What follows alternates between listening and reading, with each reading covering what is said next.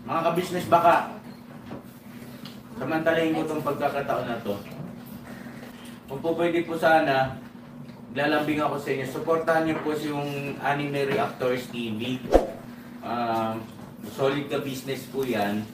Tapos ano po kasi siya, bedridden na po, mga ka-business. So sa pamamagitan ng pagbablog, awa ng Diyos nga, na-monetize na siya.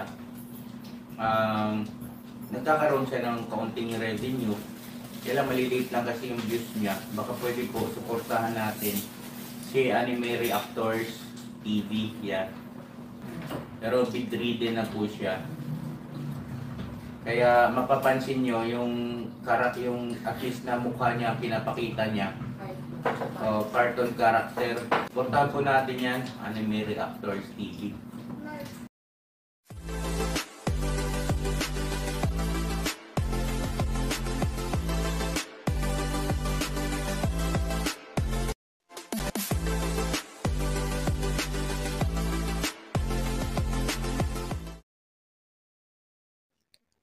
Hello guys, mapagpalang araw po sa ating lahat. Narito pong muli ang inyong lingkod, Anime Reactors TV. At sa mga hindi pa po nakaka-subscribe dyan sa aking munting channel, ay baka pwede naman pong makipindot na po na subscribe button. At makilike and share na rin po ng aking mga video. At patuloy din po natin suportahan ang Mag-amang Ka-Business Official at Papa Dins TV. At ganun din po yung kanilang second YouTube channel na Ka-Business Family.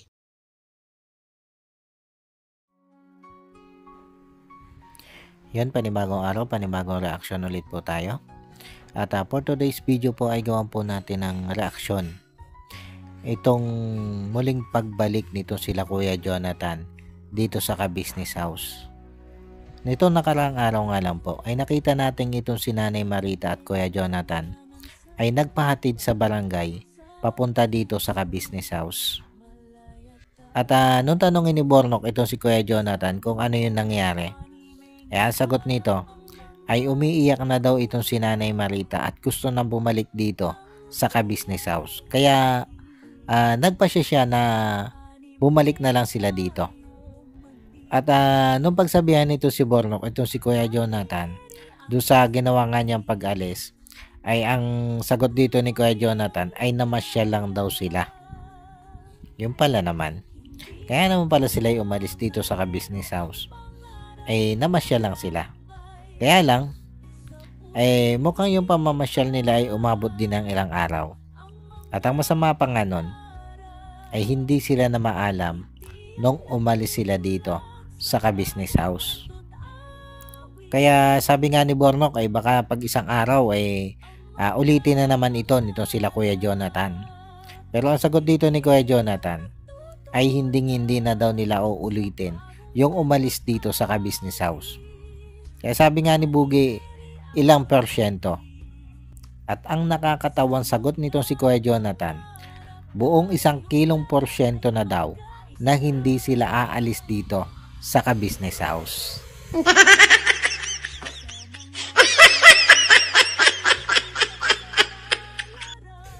Kaya lang para sa akin, itong sinabing ito ni Kuya Jonathan na siguradong hindi na sila aalis dito, ay sa totoo lang wala na akong tiwala dito. Dahil napakarami na niyang beses na nangako kay Ka-Business. Nasusunod na siya sa mga ipinapayo ni Ka-Business. Pero hanggang ngayon, ay wala pa rin. Ganon pa rin. Paulit-ulit pa rin siya sa ginagawa niyang katigasan ng ulo. Nasabi ko nga pati sila Ka-Business ay nasasaalang-alang na. Dahil napakarami ng viewers ang nagsasabi kay Ka-Business na wag nang tulungan sila Kuya Jonathan. At marami ding viewers ang nagagalit na kay Ka-Business sa ginagawang pagtulong pa rin hanggang ngayon dito kay Kuya Jonathan. Sa kabila nga na sobrang katigasan ng ulo nitong si Kuya Jonathan. At ang masama pa nga ay pag nakakausap siya ng iba ay kung ano-ano yung pinagsasasabi niya na nakakasira minsan dito kay Ka-Business. Yung bang tipong yung mga negatibo niyang iniisip o yung mga negatibo niyang conclusion about dito kay Laka Business ay sinasabi pa niya sa iba. Yung bang hindi pa nangyayari, na iniisip niya na yun yung iniisip nila ka-business o yun yung ginagawa nila ka-business sa kanila, ay sasabihin niya sa ibang tao. Kaya nangyayari tuloy ay nasisiraan niya itong sila ka-business doon sa ibang tao. Marami kasi ito si Kuya Jonathan na mga negatibong konklusyon. Katulad halimbawa doon sa kay Wakiwa. Tinulungan siya ni Wakiwa. Ngayon sinabihan siya ni Wakiwa na pag doon sila sa lansangan nitong si Nanay Marita ay pwede silang ipadampot o dampotin ng barangay. Dahil nga may ordinansa yung barangay nila na bawal yung mga natutulog sa lansangan. Pero ang dating nung kay Kuya Jonathan ay tinatakot siya ni Wakiwa na kung tutuusin ay tama naman o totoo yung sinasabi ni Wakiwa na pwede siyang ipadampot doon ni Wakiwa o pwede siyang damputin doon ng barangay dahil nga sa ordinansa. Pero yun nga, ang dating nung kay Kuya Jonathan ay tinatakot siya ni Wakiwa. At syempre, para doon sa iba makakarinig doon, sa sinabi niyo ni Kuya Jonathan, ay ang lalabas talaga ay tinatakot siya nitong si Wakiwa. Kumbaga, pati doon sa ibang nakarinig nung pahayag na yun ni Kuya Jonathan, ay pwedeng maging negatibo na ang dating nun para kay Wakiwa o laban kay Wakiwa. Kaya ang nangyari ay si Wakiwak na nga ang tumulong, ay si Wakiwak pa yung magiging masama nang dahil dito kay Kuya Jonathan. At ito mga ka-business, mga kapapi, speaking of Wakiwak, ito pa lang si Kuya Jonathan, bago sila pumunta dito sa kay Laka Business o bago sila bumalik dito kay Laka Business, ay nagpunta muna pala ito dito kay Wakiwak. At tatawa din ako dito sa mga sinabi niya dito sa vlog ni Wakiwak. Nasabi nga niya dito kay Wakiwak ay gusto na niyang bumalik dito kay Laka Business o gusto na nilang bumalik mag-ina dito sa ka-business house. At dito ay may ilan silang naging pag-uusap o kwentuhan nito si Wakiwak. At natawa lang ako dito sa sinabi ni Kuya Jonathan na yung humihingi siya ng pasensya doon sa mga viewers. Na sabi niya pasensya na dahil inabot na naman siya ng ketek. May ketek daw kasi siya at may katok. Kumbaga, aminado na rin siya sa sarili niya na meron siyang diferensya sa pag-iisip. Dahil sabi nga niya ay meron siyang something. Na yun naman talaga yung nakikita talaga natin dito kay Kuya Jonathan. Maigi na nga lang at mismo nang galing na rin sa bibig niya na meron siyang saltik, meron siyang katok, at meron nga po siyang something. Kaya ang hirap din talagang unawain minsan nito si Kuya Jonathan kasi hindi mo alam talaga kung ano yung takbo ng isip niya. Katulad na nga lang halimbawa nung umalis sila dito sa ka-business house. Nung sugsugin sila nitong sila Intoy, ang sabi niya kay La Intoy ay hindi daw sila masaya dito sa ka-business house at umiiyak daw itong si Nanay Marita at gusto nga daw nitong umalis dun sa ka-business house. At dagdag pa niya ay dun daw sila masaya sa lansangan. Tapos ngayon, bigla na naman nagbago ang isip niya at gusto na nila dito sa ka-business house. At si Nanay Marita nga daw ay nag-iiyak na at gusto nang bumalik dito sa ka-business house. Kaya hindi mo alam kung itong si Nanay Marita nga ba ang gustong umalis dun sa ka-business house o itong si Kuya Jonathan. Kasi sa tingin ko mga ka-business, mga kapapi, itong si Kuya Jonathan ang nag-i-impluwensya dito kay Nanay Marita para umalis dito sa ka-business house.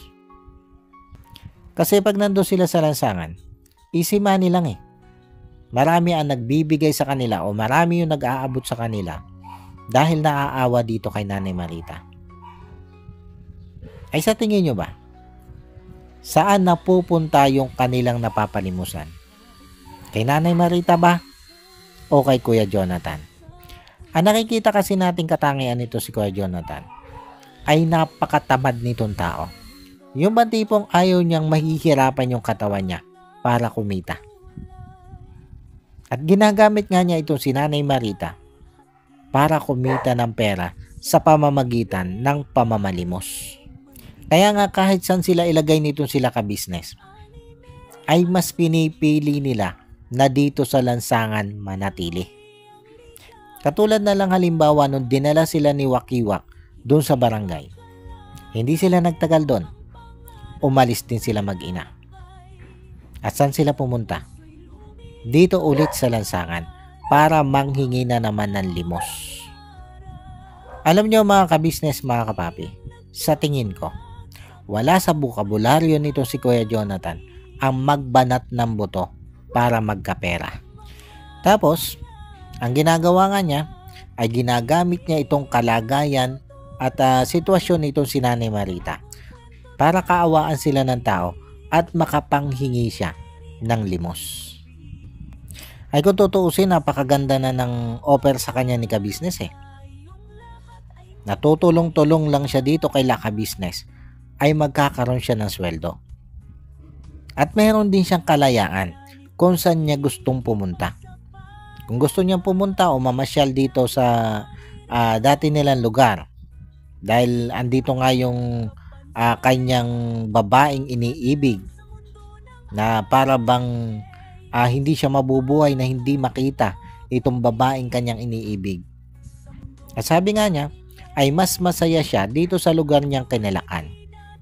Kaya sabi ni ka-business ay okay lang naman na pumasyal-pasyal ka dyan kung kailan mo gusto. Pero yung offer sa kanya ni ka-business na yon ay tila ba ayaw niyang pasukin. Na kung tutuusin, wala naman siya mabigat na gawain doon sa ka-business house. Alam naman natin yan. Na yung simpleng pagpupunas lang ng sasakyan, yun lang yung gawain niya doon. Na hindi naman niya yung gagawin mag-isa. Dahil marami sila doon ng mga kagwang na tulong-tulong sa paggawa nun. Kaya para sa akin, hindi napakabigat na trabaho nun. At saka libre ka sa lahat dun eh. Kumbaga yung ginagawa mong paglilinis ng sasakyan ay parang konsuelo mo na lang yun dun sa pagpapatira at pagpapakain sa'yo nila ka-business. Ay bukod nga dun sa pagpapakain at pagpapatira sa kanila ni ka-business swelduhan pa siya. Kaya hindi ko alam kung bakit itong si Kuya Jonathan ay tila ba gusto pa yung mamalimos kaysa doon sa tanggapin yung ini-o-offer na yon ni ka-business.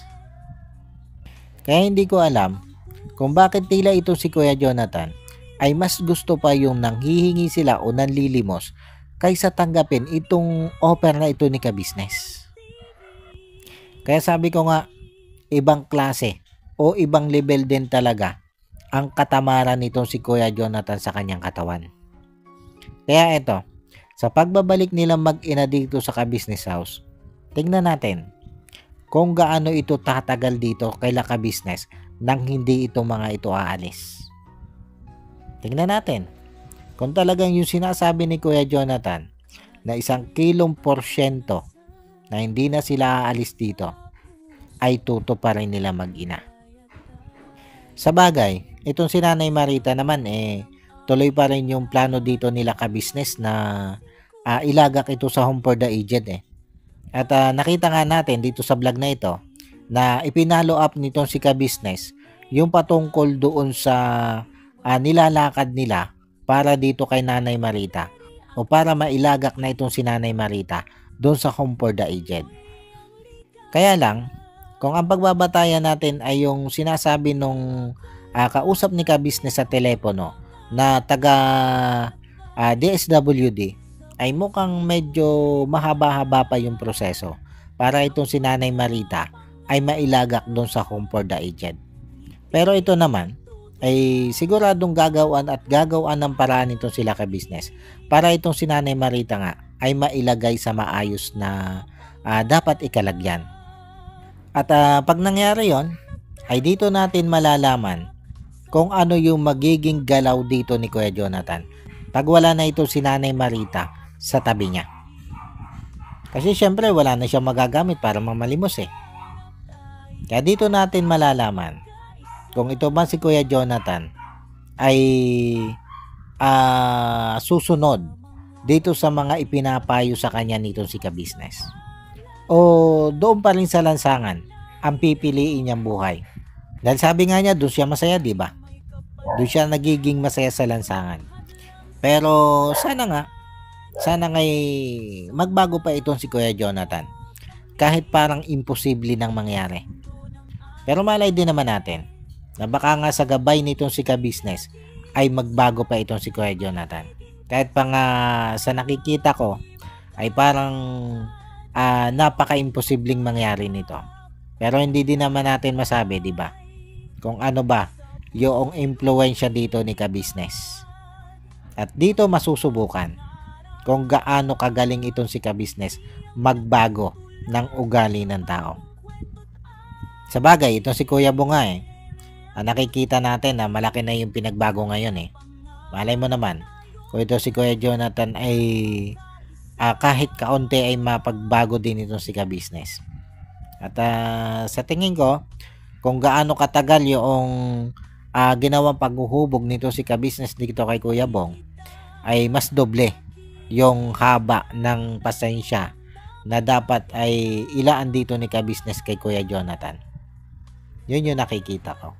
Dahil kung sa kulit at kulit din lang, ay hindi hamak na mas makulit ito kaysa kay Kuya Bong. Dahil itong si Kuya Bong, kita naman natin na malaki ang respeto nito kay Ka-Business. Pero itong si Kuya Jonathan, hindi natin ito nakikitaan ng respeto dito kay Ka-Business. Kaya good luck din dito kay Ka-Business. Good luck sa gagawin niyang paggabay at paghuhubog dito kay Kuya Jonathan. Sana nga ay magtagumpay siya sa gagawin niyang paghubog dito kay Kuya Jonathan. Paano po, hanggang dito na lang muna ulit po mga Ka-Business, mga kapapi. At sana po nagustuhan nyo itong aking reaction video na ito. At muli po ay maraming salamat po sa patuloy pong sumusuporta at sa patuloy pong nanonood sa aking mga nire-reaction ng video. At sa mga hindi pa po nakaka-subscribe dyan sa Muntikon Channel, ay baka pwede naman pong makipindot na lang po ng subscribe button at maki-like and share na rin po ng aking mga nire-reaction ng video. At yun, bago po tayo tuloy magtapos, ay gusto ko lang pong i-shout out itong sila Ma'am Nerissa ng New Jersey. Shout out po sa inyo, ma'am, at maraming salamat po sa patuloy nyo pong pagsuporta at sa wala nyo pong sawang panonood sa aking mga nire-reaction ng video. At maraming salamat din po, ma'am, sa pagpapadala nyo po sa akin ng blessing. Maraming salamat po talaga, ma'am. At shoutout din po dito kay Ma'am Elena Capillo. Shoutout po sa inyo, ma'am, at maraming salamat po sa patuloy nyo din pong pagsuporta at sa wala nyo din pong sawang panonood sa aking mga nire-reaction ng video. Maraming salamat po, ma'am. At shoutout din po dito kay Boss Wakiwak TV. Shoutout po sa inyo, idol. At ganon din po dito kay Jewel Channel. Shoutout po sa inyo, sir. At syempre ganon din po dito sa ating magigiting na kagwang ni Ka-Business. Na sila Kagwang Intoy Official, Kagwang Bay Papaya Official, Kagwang Buknoy Official, Kagwang Bornok Official, Kagwang Bugi Official, at Kagwang Bong Official. Shoutout po sa inyo at suportahan din po natin itong 6 na kagwang po ni Ka-Business. At syempre ganun din po dito sa aking mga kasamang reaktor na sila Taong Gala, Kalingap Turak, Katangay PLC, MK Inday Okray TV, Ma'am Fleurs Channel, Alminda Mix Vlog, at Annalisa Reality Vlog. Shoutout po sa inyo. At muli po ay maraming salamat po and God bless po sa inyong lahat. Anime Reactors, shoutout po. Suportahan natin yan si Anime Reactors TV. Yan, pakisupport po natin. Siya po ay isang bedridden na mga Ka-Business. Check nyo po yung kanyang YouTube channel, Anime Reactors TV. Siya po isang bedridden na ayan, kahit pa paano nakakagawa-gawa siya ng mga reaction video patungkol sa Ka-Business Official. Suportahan po natin para kahit pa paano magkaroon siya ng revenue, may magamit siya sa pambili-bili man lang ng gamot, ano po mga Ka-Business.